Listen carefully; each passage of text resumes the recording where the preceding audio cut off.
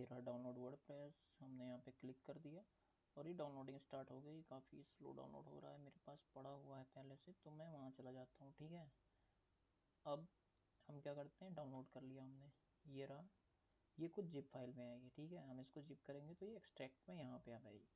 इतना तो आप कर ही लेंगे। इसके बाद देखिए यहाँ पे क्या होता है ना, 3 फाइलें की मेन होती है, इसको आपको ध्यान में रखना रहेगा, क्योंकि ये मेन फाइलें ऐसी होती है ना कि अगर आपने इसको ध्यान नहीं दिया तो कभी कभी कुछ फाइलें नहीं डाउनलोड होती, वहाँ लिख देगा डाउनलोड कंप्लीट। अब आप परेशान हो गए, अरे यार चल ही नहीं रहा है, पता नहीं क्या बता के चला गया। ठीक है, हमने इसको क्या कर लिया, कॉपी कर लिया, हम यहाँ गए कॉपी कर लिया। ठीक, आपने जैम तो इंस्टॉल ही किया होगा, थोड़ा मैं कर रख चुका हूँ यार, लेकिन दिखा देता हूँ, नहीं तो बोलो पता नहीं क्या कर दिया।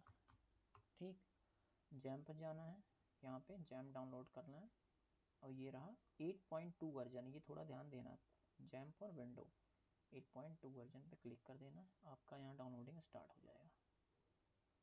ठीक है, ये रहा ना, ये डाउनलोड हो रहा है 8.1। ठीक, ये भी मेरे पास ऑलरेडी डाउनलोडेड है। ये मैं दोबारा बता रहा हूँ, मेरे पास ऑलरेडी पहले वीडियो पड़ी, उसको पढ़ लेना, बस आपको क्लियर करने के लिए। ठीक है, अब हमें क्या करना है कि हमने सेम ये कॉपी कर रखा है, अब इंस्टॉल होके कहाँ गया होगा, जैम्प में गया होगा। ठीक है, अब मैं यहाँ जाऊँगा, ये देखो ये जैम्प नाम का फ़ोल्डर बनेगा, जो इंस्टॉल होगा उसके जैम्प नाम का एक फ़ोल्डर बनेगा, यहाँ पे एक htdoc नाम का फ़ोल्डर होगा। अब देखो इसके अंदर बहुत सारी, देखो सॉप नाम का पहले से पड़ा हुआ है, मैं कर चुका हूँ यार, बट ठीक है कोई नहीं, एक नया फ़ोल्डर बनाते हैं आपका, वहाँ पे क्या होगा, हमारा सॉफ्टवेयर बनने वाला है। ठीक है, तो हम सीधा लिख दिए, सॉफ्टवेयर का कोई नाम होगा ना, कंपनी को तुम्हारे कोई नाम होगा, समझ लो कि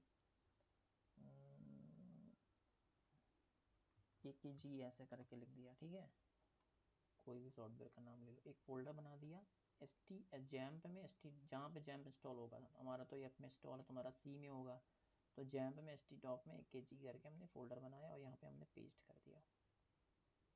अब आप सोचोगे चलो भैया इतना काम हो गया, अब यहाँ पे एक जैम्प होता है, इसको हमें स्टार्ट करना होता है। ठीक है, तो आपको तो जैम्प यहाँ पे मिल जाएगा, क्योंकि मैंने अलग ड्राइव में डाला है, इसलिए मुझे तो यहाँ पे नहीं लगता कि मिलेगा। हाँ नहीं मिल रहा है मुझे यहाँ पे, देखो मैंने ड्राइव चेंज कर रखी है ना, तो वो ड्राइव चेंज करने पे थोड़ा सा दिक्कत करता है, इसलिए मैं वहाँ आता हूँ जहाँ पे मैंने जैम को इंस्टॉल कर रखा है।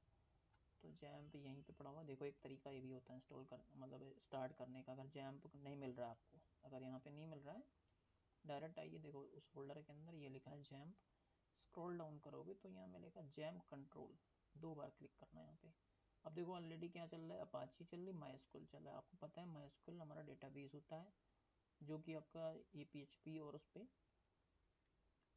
वर्डप्रेस के लिए हम यूज करते हैं। बाकी तो माइस्क्यूएल बहुत चीज़ों के लिए यूज होता है, बेसिकली बस इतना ही जानो जितना मैं बता रहा हूँ, बाकी बात मुझे समझ लेना। अपाची आपका सर्वर मेंटेन करता है। अब देखो यहाँ पे आपको एडमिन पे क्लिक कर देना है, एक क्लिक किया, ये आपका ओपन हो रहा है। इतनी चीज़ों में ही आपको मज़ा आ जाएगा। देखो यहाँ पे बहुत सारे डेटाबेस है, इसमें बहुत, देखो सॉप नाम का मेरा टेबल है, इसमें मैं काफ़ी काम कर चुका हूँ। देखो इसमें 13 टेबल है, यूजर्स हैं, ये है, ऐसे ही आपका वर्डप्रेस का भी बन के आएगा। अब मैंने वहाँ पे AKG लिखा था ना, तो हम आ जाते हैं इसके होम पेज पे, यहाँ पे क्लिक करोगे, डेटाबेस का एक नाम बनाना होगा, हमने यहाँ पे लिख दिया AKG। ठीक, क्रिएट कर दिया, अब ये AKG बन गया, इसमें कोई टेबल नहीं है। परफेक्ट, इतना समझ में आ गया? नहीं आया तो कोई बात नहीं, फिर से पढ़ना, समझ में आ जाएगा। इसको बंद करते हैं, इसको भी मुझे लगता है ज़रूरत नहीं है, सब काम हो चुका है, इसको भी बंद ही कर देते हैं। ठीक है, ये भी बंद कर दिया। ये टेबल है मेरे पास, ये हमने इसको क्या किया, कॉपी पेस्ट कर लिया है, जैम htdoc, और इसमें था AKG करके एक फोल्डर। ठीक है, अब तुम सोचोगे यार कैसे इसको चलाया जाए। ठीक, हमारा ये रहा, चलो इसकी एडमिन पे चलते हैं, यही खोला है, देखो लोकल उस पे चलते हैं। यहाँ पे हमने अपने फोल्डर का क्या नाम दे रखा था, हमने अपने फोल्डर का नाम दिया था AKG। अब यहाँ पे देखो आप किस किस लैंग्वेज में इंस्टॉल करना चाहते हो, ये वो लैंग्वेज है। ठीक है, बहुत सारे लैंग्वेज है, उर्दू है, वो है, मुझे तो यार इंग्लिश भी नहीं आती सही से, पर ठीक है जितनी आती है उसी पे करते हैं, हिंदी तो दिया ही नहीं है भाई, पंजाबी देखो सब दे रखा है। अरे वाह, हिंदी भी आ गया, बढ़िया यार, हिंदी में कर लेना। मैं नहीं करने वाला हिंदी में, क्योंकि मुझे बिल्कुल नहीं समझ में आएगी। चलते हैं कंटिन्यू।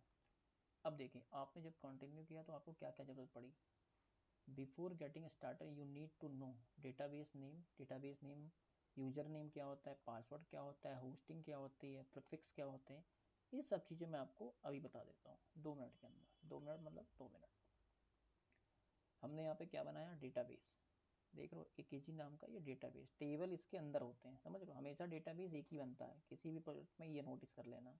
और फ्रेशर लोगों को दिक्कत हो जाती है, मुझे पता है, इसलिए बोल रहा हूँ।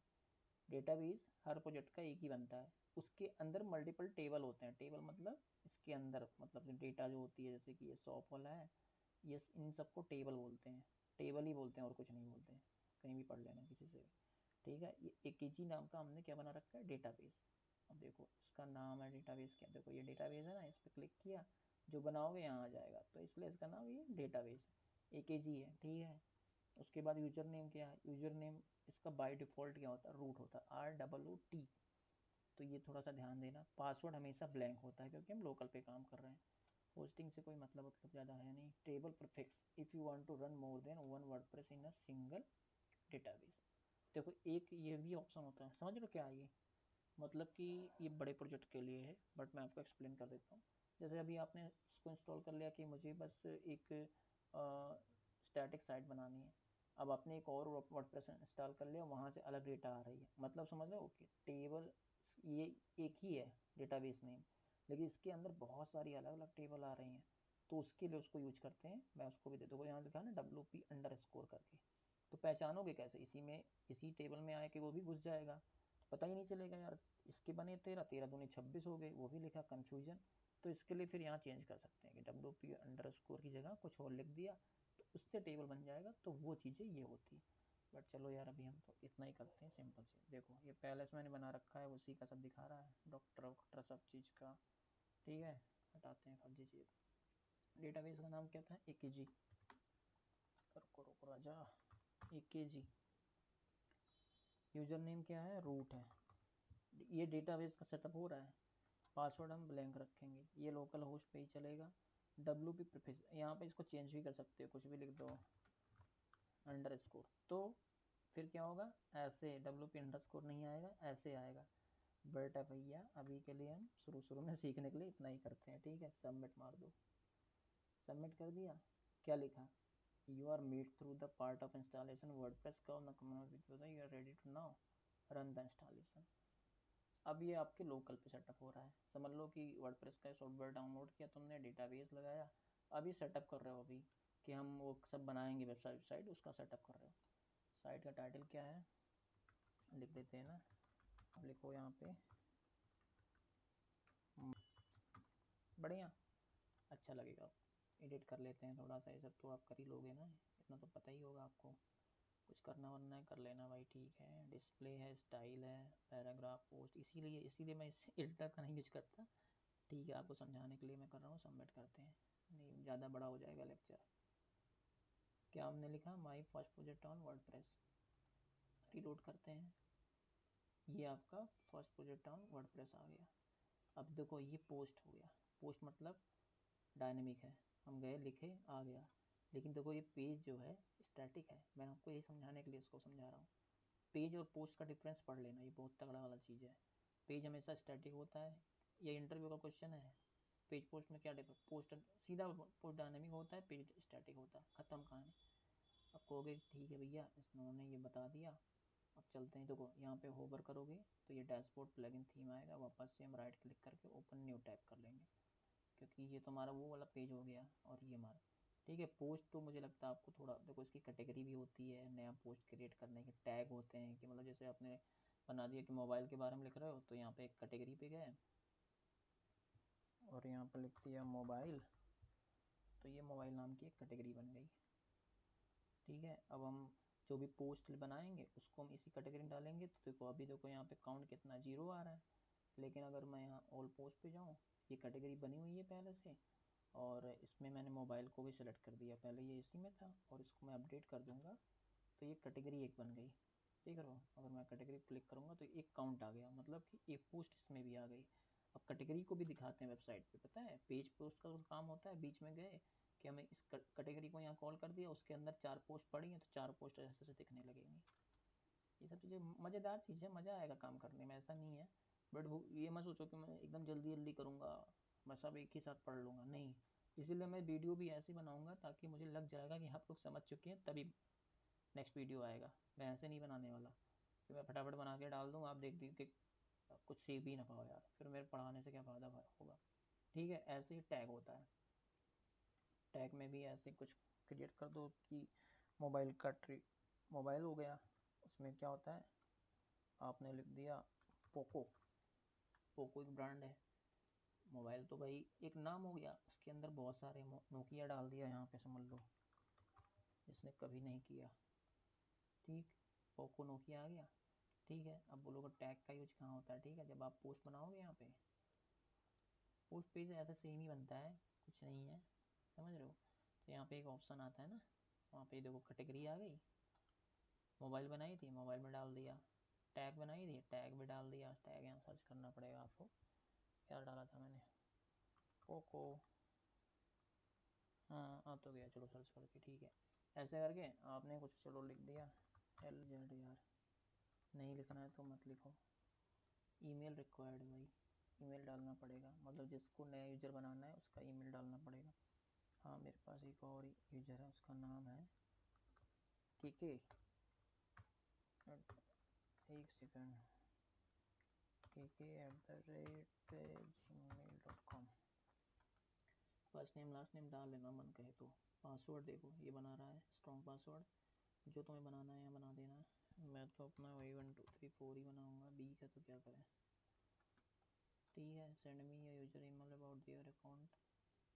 ठीक, confirm use weak password. Subscriber देखो यहाँ पे होगा क्या देना है, सब्सक्राइबर बताया था क्या करता है, डिलीट नहीं, कंट्रीब्यूटर, सब चीज़ों का एसेस नहीं होगा, तो इसमें थोड़ा बहुत एसेस होगा। मेन होता है एडमिन, वो बनाएगा वेबसाइट सब कुछ करेगा। मतलब जैसे तुम्हारा प्रोजेक्ट है, खुद काम करो तो एडमिन ले लो, अगर तुम्हारा नहीं है तो फिर यहाँ से इन 3 चीज़ों का उसको दे सकते हो, इसको मत देना। क्योंकि अलग अलग लॉगिन करके तुम देख लेना यार, मैं सबको थोड़ी ना बताऊंगा कि अलग अलग आईडी बना के पासवर्ड बना के लॉगिन करना, तो ये सब चीज़ें गायब हो जाएंगी। उसके बाद यहाँ ऐड यूजर कर देना, देखो कन्फर्म अभी कुछ पासवर्ड किया तब जाके ये ऐड यूजर आया। ठीक है, आप बना लेना यार, मेरे को नहीं बनाना है ना अभी, एक सेकंड रुको यार, बना ही देता, नहीं कहोगे बनाया नहीं। ठीक है, मैं इसको दूंगा एडिटर का रोल, ऐड यूजर कर दिया।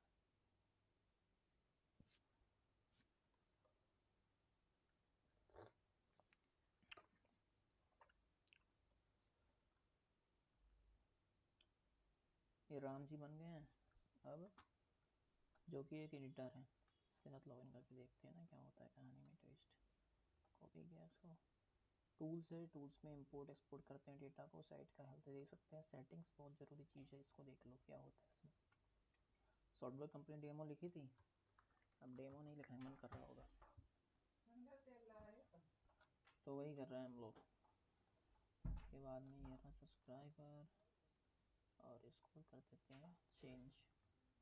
तो ये सॉफ्टवेयर कंपनी डेमो थी ना, अभी चेंज हो जाएगी, सॉफ्टवेयर कंपनी लिखी हुई है। इसके बाद में ये मीडिया सेटिंग प्राइवेसी, धीरे धीरे हम काम करेंगे, हम आपको बता देंगे सब चीज़ें क्या क्या होती है। देखो यहाँ से पाथ वाथ भी चेंज करना आता है कि ऐसे नहीं चाहिए, नंबरिंग के साथ चाहिए, वो चाहिए, तो ये सब चीज़ें आपकी यहीं से चेंज होती है। मुझे लगता है काफ़ी हो गया है, इन चीज़ों को मैं बता दूंगा डीपली आपको जब हम लोग काम करेंगे। एक बार ना उसका लॉगिन करके देखते हैं, लॉगिन होता है क्या, मैंने कभी ट्राई नहीं किया काफ़ी टाइम से, बट दूसरे एडिटर के साथ। तो 1 2 3 4, ठीक है, हो गया, बढ़िया।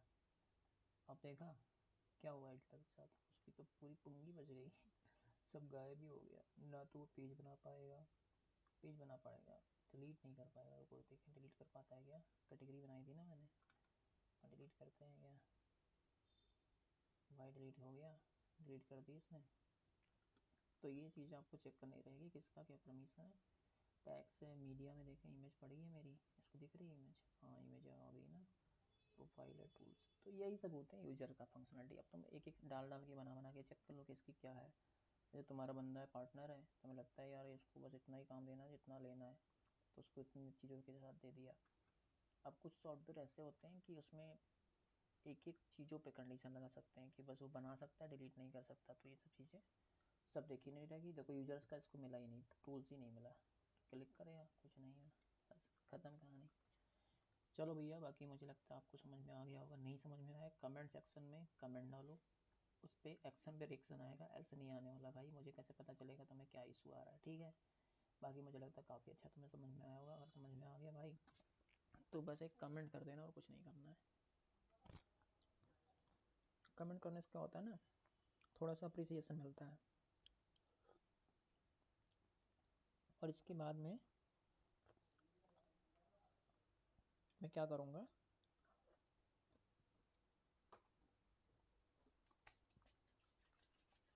मुझे लगता है काफ़ी चीज़ें आपको समझ में आ गई होगी। अब हम क्या करेंगे ना, एलिमेंटर का थीम निकालेंगे।